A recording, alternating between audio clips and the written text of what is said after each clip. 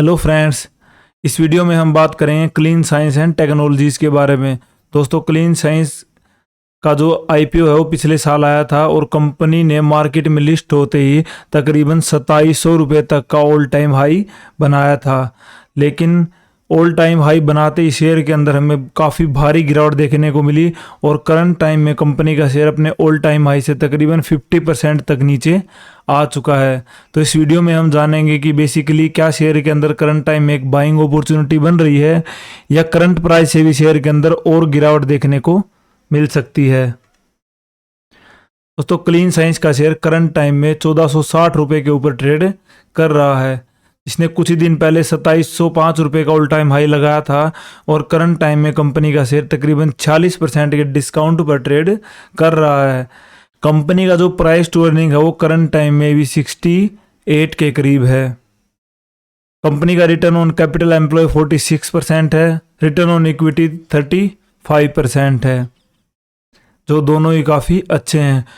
बात करें अगर कंपनी की सेल्स की, तो कंपनी की सेल्स पिछले 5 सालों में 29% के एवरेज से बढ़ी हैं और वहीं कंपनी का जो प्रॉफिट है वो तकरीबन 37% के एवरेज से पिछले 5 सालों में इंक्रीज हुआ है।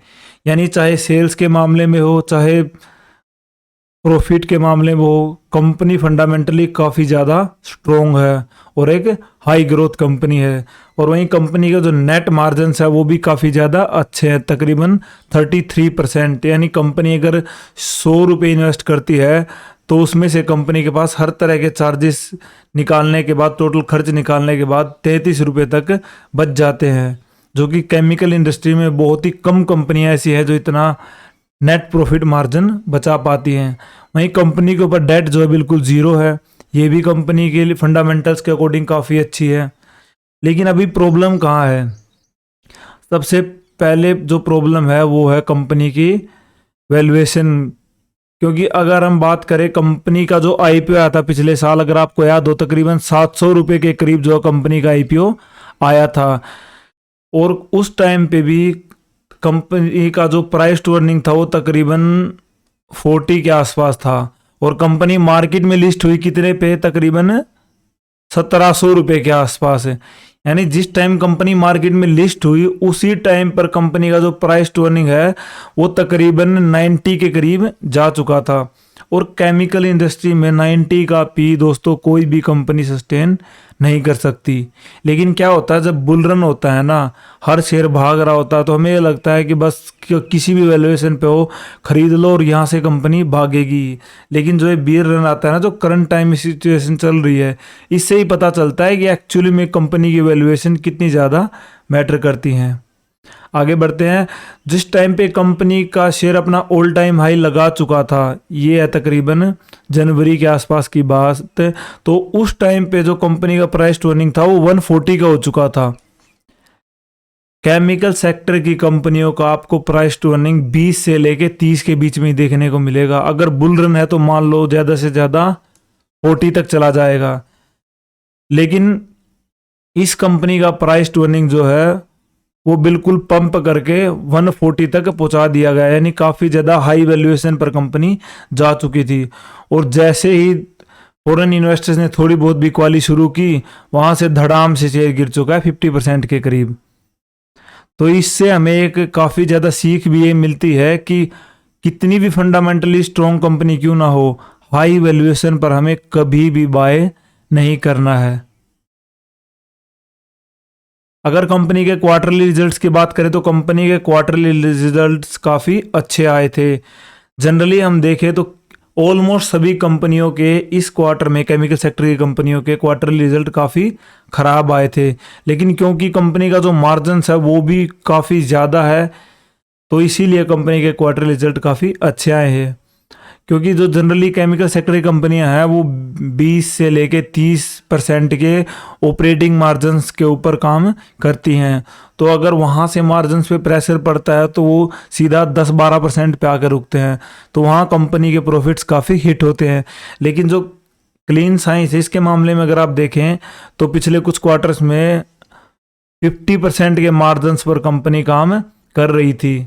तो यहाँ से अगर थोड़े बहुत मार्जिन घटे भी, माने इस क्वार्टर तक कंपनी के मार्जिन जो है वो तकरीबन 20% तक घट चुके हैं, 41% कंपनी के मार्जिन रह चुके हैं, लेकिन फिर भी 41% इंडस्ट्री के मुकाबले काफ़ी अच्छे हैं। इसीलिए कंपनी के रिजल्ट इस क्वार्टर में काफ़ी ज़्यादा अच्छे आए हैं। और वहीं लॉन्ग टर्म की बात करें तो कंपनी की सेल्स पिछले 5 सालों में 29% के एवरेज से इंक्रीज हुई हैं। प्रॉफिट ग्रोथ पिछले 5 सालों में 37% के एवरेज से इंक्रीज हुए हैं। और कंपनी का रिटर्न ऑन इक्विटी पिछले 5 सालों में 40% के एवरेज से रहा है, जो कि तीनों ही आंकड़े काफ़ी ज़्यादा अच्छे हैं।